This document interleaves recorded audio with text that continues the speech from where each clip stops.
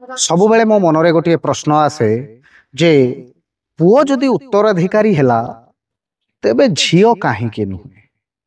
ଅନେକ ସମୟରେ ଆଜ୍ଞା ମୁଁ ଦେଖିଛି ଯଦି ପ୍ରଥମେ କେଉଁ ଘରେ ଝିଅଟିଏ ଜନ୍ମ ହୋଇଗଲା ତାହେଲେ ପ୍ରାୟ ପରିବାରର ସଦସ୍ୟମାନଙ୍କ ମଧ୍ୟରେ ସେତିକିଟା ଖୁସି ଦେଖିବାକୁ ମିଳେନି। ହଁ, ନିଶ୍ଚିତ ଭାବରେ ଖୁସି ତ ହୁଅନ୍ତି, ଯେହେତୁ ସନ୍ତାନଟେ ପ୍ରାପ୍ତ ହେବା ପରେ ଖୁସି ହୁଅନ୍ତି, କିନ୍ତୁ ପ୍ରଥମେ ଝିଅ ହେବାକୁ ନେଇ ପ୍ରାୟ ଅନେକ ଲୋକ ଖୁସି ହୋଇପାରନ୍ତିନି ଯେ ହଁ ଗୋଟେ ପ୍ରଥମେ ଯଦି ଗୋଟେ ପୁଅ ହେଇଯାଇଥାନ୍ତା ତାହେଲେ ଠିକ୍ ହେଇଥାନ୍ତା, ପ୍ରଥମେ ଝିଅଟେ ହେଇଗଲା, ଏମିତି ଆଲୋଚନା ମଧ୍ୟ କରାଯାଏ। କିନ୍ତୁ ମୁଁ କହିବି ଗୋଟିଏ କଥା ବନ୍ଧୁ, ସେ ଝିଅ ହେଉ କି ପୁଅ, ଯଦି ପୁଅ ଆମ ସମ୍ପତ୍ତି, ଆମ ଜମିବାଡ଼ି, ଆମର ସବୁଥିରେ ସିଏ ଉତ୍ତରାଧିକାରୀ ହେଇପାରୁଛି, ତେବେ ଯଦି ଆମର ଗୋଟେ ଝିଅ ଅଛି ଆଉ ପୁଅ ତାପରେ ନାହିଁ ବା ଆମର କେବଳ ଝିଅଟିଏ ଅଛି, ଆମେ ସେ ଝିଅକୁ ସର୍ବସ୍ୱ ଦେଇ ତାକୁ ଉତ୍ତରାଧିକାରୀ କରି ଆମେ ତାରି ପାଖରେ କ'ଣ ଶେଷ ଜୀବନ କାଟି ପାରିବାନି?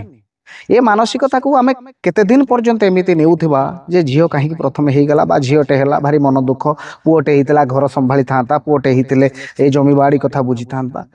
ଯେଉଁ ଝିଅକୁ ଆମେ ଉତ୍ତରାଧିକାରୀ କରିବା ନିଶ୍ଚିତ ଭାବେ ତାର ବି ଯିଏ ସ୍ୱାମୀ ଥିବ ସିଏ ବି ଆମର ଘର କଥା ବୁଝିପାରିବ, ସିଏ ବି ଆମର ଉତ୍ତରାଧିକାରୀ ହେଇପାରିବ।